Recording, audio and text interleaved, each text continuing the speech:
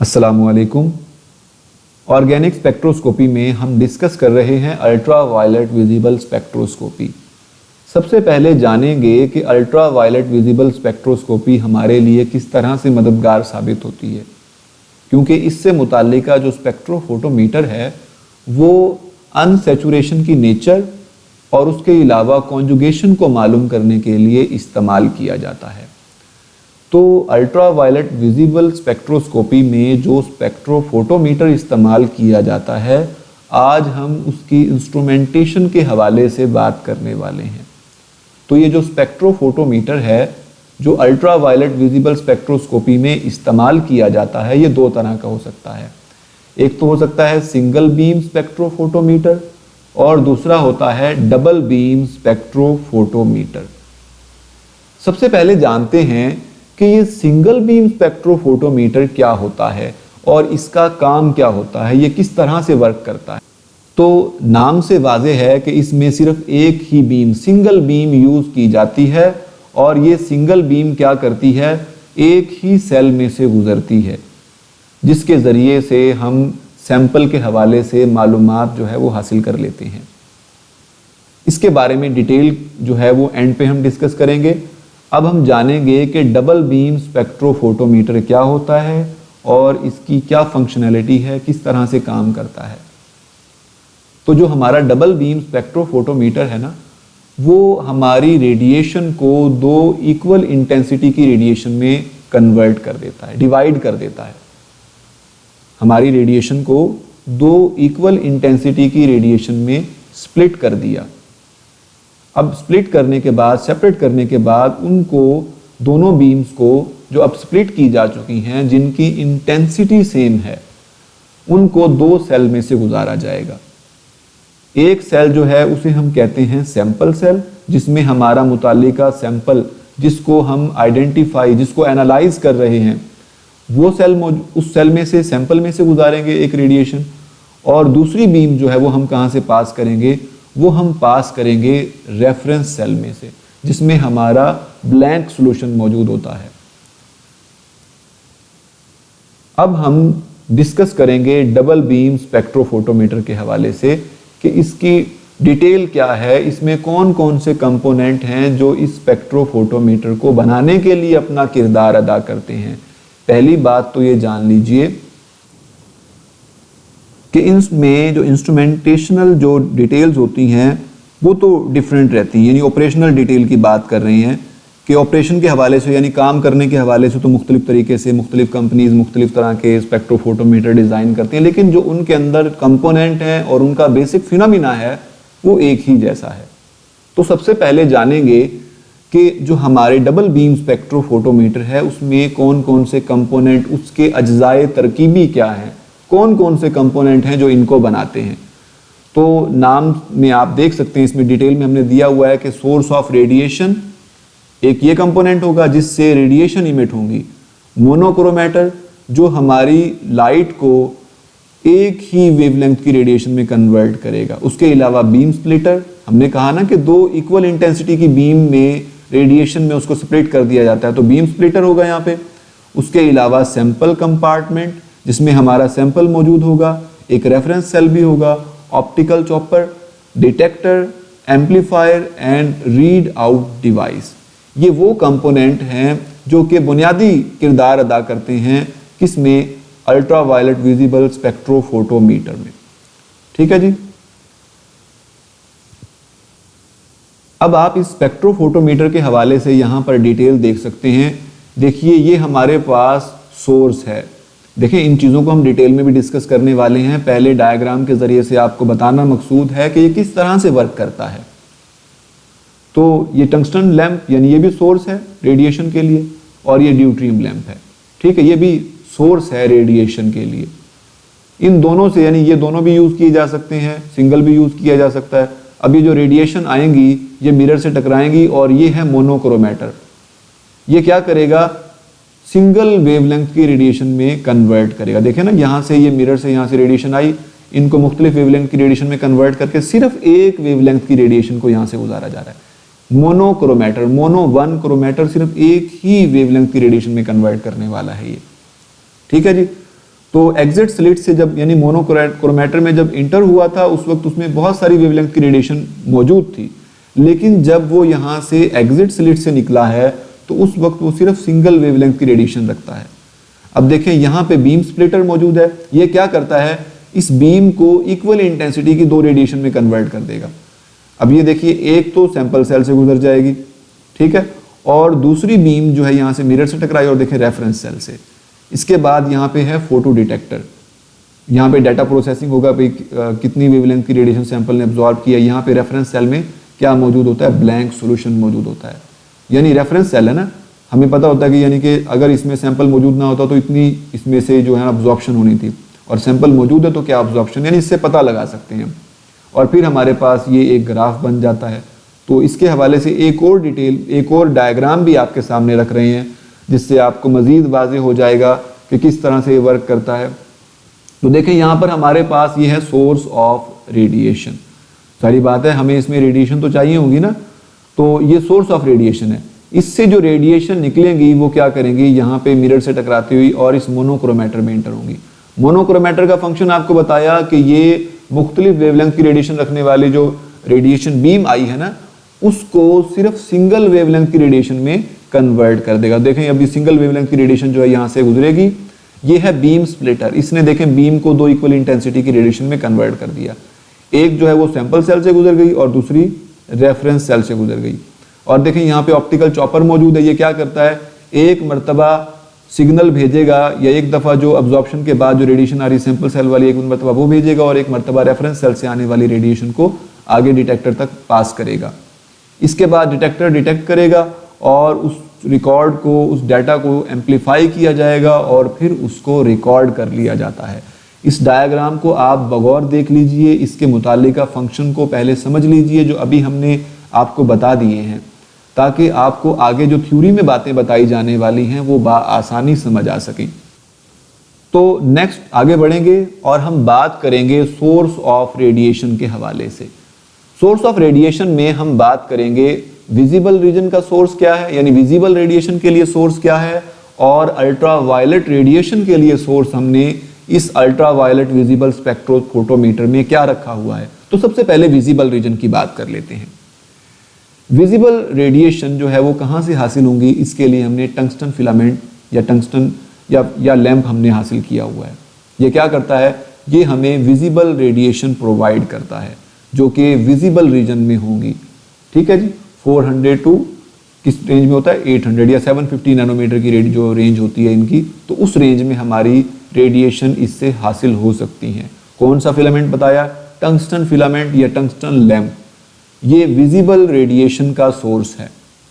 इसी तरह से अल्ट्रा वायलेट रीजन के लिए या अल्ट्रा वायलेट रेडिएशन को हासिल करने के लिए हमारे पास क्या सोर्स रहेगा, तो वो है हाइड्रोजन डिस्चार्ज लैंप, जिसे हम ड्यूट्रिएंट डिस्चार्ज लैंप के नाम से जान रहे थे ना। अभी हमने डायग्राम में ये देखा था, अब इसको दोबारा दिखा देते हैं आपको। यहाँ पे ये देखिए, हमने बताया था ना, टंगस्टन लैंप है वो किस लिए, विजिबल रेडिएशन का सोर्स है, और ड्यूट्रियम लैंप किस चीज़ का सोर्स है, ये अल्ट्रा वायलेट रेडिएशन का सोर्स है। ठीक है, तो इस हवाले से हमने जाना कि हम किस तरह से किस वेवलेंथ की रेडिएशन को किस सोर्स से हासिल कर सकते हैं। और अब हम बात करेंगे मोनोक्रोमेटर के हवाले से। अब मोनोक्रोमेटर के बारे में हमने आपको बताया कि मोनोक्रोमेटर क्या करता है, ये डिफरेंट वेवलेंथ की जो रेडिएशन होती है ना उसको सिंगल वेवलेंथ की रेडिएशन में कन्वर्ट करता है। तो जानते हैं कि ये मोनोक्रोमेटर क्या होता है, ये एक प्रिज्म होता है या फिर इसे डायफ्रैक्शन ग्रेटिंग कहते हैं। Usually consist of entrance and exit slit, इसमें एंट्रेंस स्लिट भी मौजूद होगी और एग्जिट स्लिट भी होगी, एंड मिरर और लेंसेज। अब ये मिरर और लेंसेज भी इसमें मौजूद रहेंगे। इनका मकसद क्या होगा, टू डिफ्लेक्ट और फोकस द रेडिएशन। ठीक है जी, तो हमारे पास फोकस करने के लिए लेंसेज होंगे और डिफ्लेक्ट करने के लिए मिरर होंगे जो रेडिएशन इंटर होगी। और फिर द प्रिज्म और डायफ्रैक्शन ग्रेटिंग, जो प्रिज्म है वो क्या करेगा, डिस्पर्स कर देगा पॉलीक्रोमेटिक लाइट को बैंड ऑफ कलर में, यानी कि जो हमारी विजिबल लाइट फर्ज की आई है, तो ये जो प्रिज्म इसमें मौजूद है, ये डायफ्रैक्शन ग्रेटिंग मौजूद है, ये क्या करेगा, इस पॉलीक्रोमेटिक लाइट जिसमें मुख्तलिफ वेवलेंथ की रेडिएशन मौजूद हैं उनको डिस्पर्स कर देगा, सेपरेट कर देगा इन, और फिर इसमें किस में कन्वर्ट करेगा, इन बैंड ऑफ मोनोक्रोमेटिक रेडिएशन। अब फिर जिस वेवलेंथ की रेडिएशन हमें चाहिए होगी हम उसको फोकस करेंगे। The wavelength band that is focused on the exit slit, यानी जिसको एग्जिट स्लिट से निकालना चाहेंगे सिर्फ वही आगे मूव करेगी। एग्जिट द डिवाइस, अब वो मोनोक्रोमेटर को छोड़ देगी, आगे जाएगी, और इसको किस मकसद के लिए यहाँ पर इंस्ट्रूमेंट में रिमाइंडर के तौर पर इस्तेमाल किया जाएगा। The wavelength of radiation to be use in the study can be selected by rotating the prism. अब किस वेवलेंथ की रेडिएशन हमें चाहिए है वो हम क्या करेंगे, हम उसको फोकस कर सकते हैं, हम उसको हासिल कर सकते हैं जो साइड पे रोटेशन के लिए जो रोटेटिंग प्रिज्म मौजूद है या डायफ्रैक्शन ग्रेटिंग मौजूद है उसको रोटेट करके हम अपनी मुतालिका वेवलेंथ की रेडिएशन को एग्जिट स्लिट से हासिल कर सकते हैं। और इसको मूव करवाने के लिए, रोटेट करवाने के लिए उसमें एक रोटेटिंग नॉब मौजूद होती है, ये ऑटोमेटिक भी होती है, ऑटोमेटिकली और with the help of motor to continuously scan through a wavelength range. अब हम सेल्स के बारे में जानेंगे। जो सेल इसमें इस्तेमाल किए जाते हैं ना स्पेक्ट्रोफोटोमीटर में, वो दो तरह के होंगे, सैंपल सेल और इसके अलावा रेफरेंस सेल। सैंपल सेल के बारे में बताया था कि यहाँ पर तो सैंपल मौजूद रहेगा, वो कंपाउंड डाइल्यूट फॉर्म में लेंगे जिसमें हम डाइल्यूट फॉर्म में जो हम सैंपल हासिल करते हैं ना उसको सैंपल सेल में, जो कि गिलास से बना होता है या दीगर मटेरियल जिसके बारे में आगे डिटेल में डिस्कस करने वाले हैं। तो सैंपल सेल और रेफरेंस सेल, दो तरह के सेल यहाँ पर यूज़ किए जाएंगे। तो सबसे पहले तो हम जानेंगे कि किस मटेरियल से बने होते हैं। The cell generally use are made of quartz, a cell made of glass. अब वो गिलास वाला यूज करेंगे नहीं।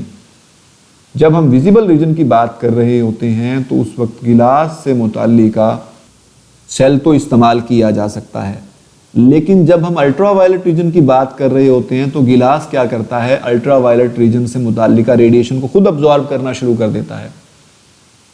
अब घर के लोग ही घर को खाने लग जाएंगे तो घर कैसे चलेगा। तो यहाँ पर हम ये बात करेंगे कि अगर तो अल्ट्रावायलेट, यानी कि अगर रीजन की बात कर रहे हैं, अल्ट्रावायलेट रीजन हमें चाहिए है, अल्ट्रावायलेट रेडिएशन हम इस्तेमाल कर रहे हैं मतलब सैंपल को एनालाइज करने के लिए, फिर तो हमें सेल जो है वो गिलास वाला इस्तेमाल नहीं करना चाहिए, फिर हम क्वार्ट्ज वाला गिलास यूज़ करेंगे। अदरवाइज सिर्फ विजिबल रेंज की रेडिएशन को इस्तेमाल कर रहे हैं सैंपल को एनालाइज करने के लिए, तब हाँ एन मुमकिन है कि हम क्या कर लें, हम गिलास मटेरियल से बना हुआ सेल यूज़ कर लें। तो quartz is transparent in both ultraviolet and visible region, यानी दोनों में ही ट्रांसपेरेंट रहता है। ट्रांसपेरेंट से मुराद ये है यहाँ पर कि ये खुद रेडिएशन अब्जॉर्ब नहीं करता, ना ही अल्ट्रावायलेट वाली और ना ही विजिबल वाली। इस तरह से बेहतर ये है कि जो हमारा सेल है वो किस चीज़ पर मुश्तमिल हो, किस कंपोनेंट से बना हो, किस कंपाउंड से बना हो या क्या चीज़ हो, वो क्वार्ट्ज से बना हो तो ज़्यादा बेहतर है। इसके अलावा सेल के बारे में मज़ीद डिटेल ये है कि ज़्यादातर ये होता है कि रेक्टेंगुलर होता है और इसकी पाथ लेंथ 1 सेंटीमीटर होती है, और लॉन्गर पाथ लेंथ में अप टू 10 सेंटीमीटर और शॉर्टर पाथ लेंथ में ये up to 0.1 centimetre are also commercially available, यानी ये तमाम इन रेंज में मौजूद होते हैं। पाथ लेंथ के हवाले से वो हमें अवेलेबिलिटी होती है उसकी। अब हम जो सेल यूज़ करते हैं वो लॉन्ग पाथ लेंथ वाले सेल भी हो सकते हैं और मल्टीपल पाथ लेंथ वाले सेल भी यूज़ किए जाते हैं फॉर लो कंसंट्रेशन सैंपल। अब गैशियस सैंपल के लिए हम कौन से वाला सेल इस्तेमाल करेंगे, यानी अगर हमारा सैंपल गैशियस स्टेट में हो तो फिर हम मल्टीपल पाथ लेंथ जो सेल है वो यूज़ करते हैं। अब ये किस तरह से काम करता है, मल्टीपल पाथ लेंथ सेल में होता क्या है ऐसा, तो इसमें मिरर मौजूद होते हैं जो कि क्या करते हैं, रेडिएशन को सेवरल टाइम रिफ्लेक्ट करते हैं। तो देखें ना, the multiple path cell have mirrored and that cause the radiation to reflect through the cell several time before exit the cell, यानी सेल को एग्जिट करने से पहले हमारी जो रेडिएशन है वो बहुत मर्तबा उसमें मिरर से आपस में टकरा के इधर उधर से गुजरेगी। ठीक है, तो अब हम बात करेंगे मेजरमेंट ऑफ अब्जॉर्प्शन के हवाले से। अब हम जानना चाहेंगे कि जो रेडिएशन अब इस सैंपल सेल से गुजरेंगी या फिर हमारे रेफरेंस सेल से गुजरेंगी उनकी अब्जॉर्प्शन कैसी है।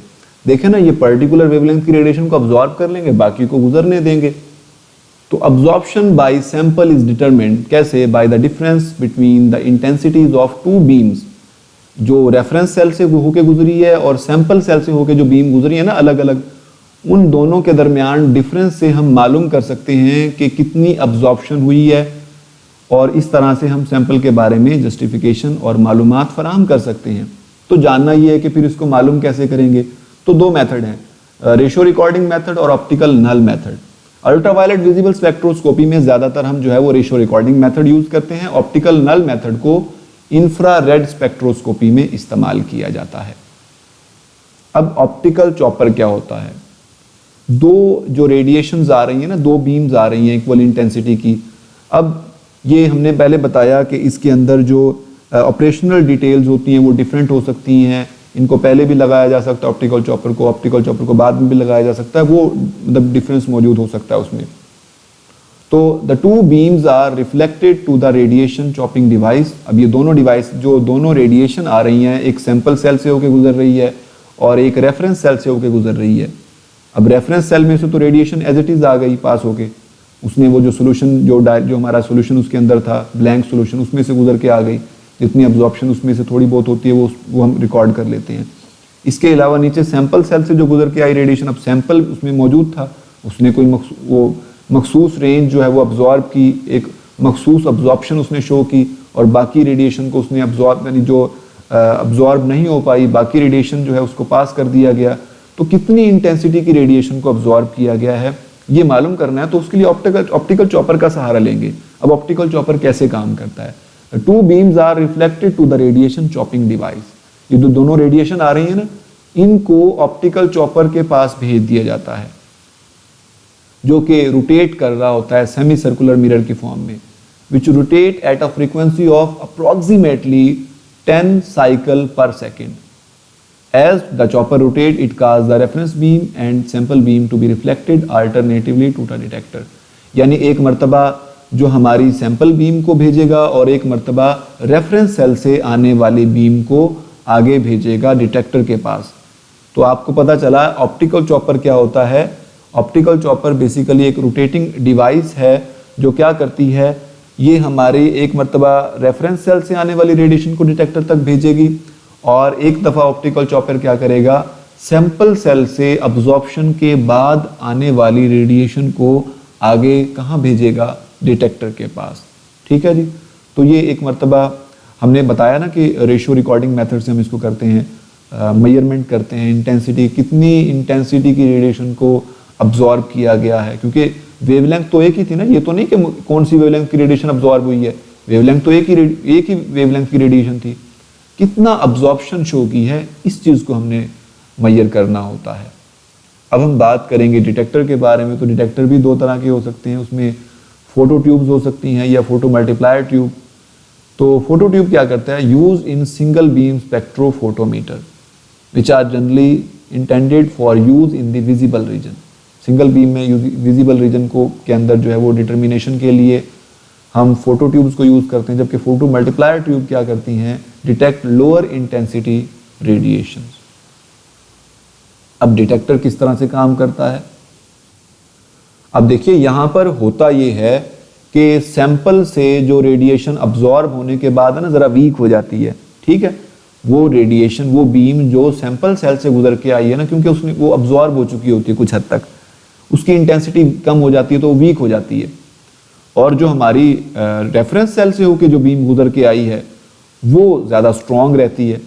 ठीक है, तो अब ऑप्टिकल चॉपर क्या करता है, एक मर्तबा भेजता है स्ट्रॉन्ग बीम को, इंटेंस बीम को या इंटेंस रेफरेंस बीम को, और एक मर्तबा भेजेगा वीक सैंपल बीम को। तो डिटेक्टर क्या करेगा, उसको ऑब्जर्व करेगा, ठीक है, और फिर उसको एम्पलीफाई करेगा। When the sample has absorbed radiation of a particular wavelength, the detector will be, अब पर्टिकुलर इंटेंसिटी कह सकते हैं आप यहाँ पे, the detector will receiving from the chopper alternatively an intense reference beam and weak sample beam. एक मर्तबा optical chopper जो है वो डिटेक्टर तक क्या भेजेगा, इंटेंस रेफरेंस बीम जो रेफरेंस सेल से होकर गुजरी थी, और दूसरी मर्तबा वीक सैंपल बीम को आगे पास करेगा। This will result in a pulsating और अल्टरनेटिंग करंट। इससे जारी बात है करंट प्रोड्यूस होगा, अल्टरनेटिंग, एक दफ़ा रेफरेंस वाले में करंट प्रोड्यूस होगा, एक मर्तबा जो वीक सैंपल बीम की वजह से जो हमारा करंट इलेक्ट्रिकल सिग्नल प्रोड्यूस होगा, इसको फिर एम्पलीफाई करके देखा जाएगा। ठीक है, अब एम्पलीफायर क्या करता है? अब अगर तो ऐसा हुआ है कि सैंपल ने कोई अब्जॉर्प्शन शो ही नहीं की है, तो फिर जितनी इंटेंसिटी हमारे रेफरेंस बीम की होगी उतनी ही इंटेंसिटी हमारे सैंपल बीम की हो जाएगी, तो फिर उसमें कोई किसी किस्म की डिस्टरबेंस नजर नहीं आएगी। तो intensity and detector would have been experiencing direct current, तो फिर डायरेक्ट करंट जो है ना उसके अंदर एक सिंगल लाइन नजर आएगी।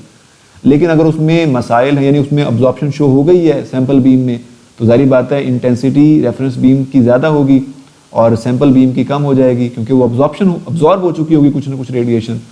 तो इस वजह से जो एम्पलीफायर है वो ज़्यादा अब्जॉर्प्शन, जो जारी बात है उसमें अल्टरनेटिंग करंट प्रोड्यूस होगा, फिर वो डायरेक्ट करंट नहीं रहेगा। ठीक है, अब हम बात करेंगे रिकॉर्डर के हवाले से। तो जो रेशो है इंटेंसिटीज की रेफरेंस सेल से आने वाली और सैंपल सेल से आने वाली, आई नॉट और I is amplified and fed to sample self balancing potentiometric pen recorder. ये पोटेंशियल को मेजर करने वाला जो रिकॉर्डर होता है उसे कहते हैं पोटेंशियोमीट्रिक पेन रिकॉर्डर, कि कितनी इंटेंसिटी की रेडिएशन आ रही है। The radiation that fall on the detector create a voltage proportional to the intensity of radiation. जितनी इंटेंसिटी होगी उतना ही वोल्टेज प्रोड्यूस करेगा जो डिटेक्टर से स्ट्राइक करती है। अब रिकॉर्डर के हवाले से हम बात करें, the of balance voltage resulting from absorption of the sample beam is balanced by equivalent voltage trapped from a portion of slide wire. अब यहां पर होना ये है, तो अब यहां पर ये होगा कि जो ऑफ बैलेंस वोल्टेज यानी जो वोल्टेज आ रहा है सैंपल बीम से गुजर, जो सैंपल बीम है हमारे पास, उसको किसके साथ मतलब कंपेयर किया जाएगा, वो इक्विवेलेंट वोल्टेज के साथ जो है हम इसको क्या करेंगे, बैलेंस करेंगे। ठीक है, the recorder pen travel with the contact of slide wire. The recorder invariably records absorbance against wavelength, यानी अब्जॉर्बेंस और वेवलेंथ के अगेंस्ट जो एक ग्राफ बनना शुरू हो जाएगा। ठीक है, अब हम बात करेंगे, यानी हमारा डबल बीम स्पेक्ट्रोफोटोमीटर तो जो है वो इख्तिताम पजीर हुआ, इसको एम्पलीफाई करके देख लिया गया, और वो जो ग्राफ बनेगा वो किसके माबैन होगा, अब्जॉर्बेंस और वेवलेंथ के माबैन ग्राफ जो है वो आपको नज़र आएगा। अब हम बात करेंगे सिंगल बीम स्पेक्ट्रोफोटोमीटर के हवाले से, या सिंगल बीम इंस्ट्रूमेंट। अब यहाँ पर ये होता है the of balance voltage resulting from the of balance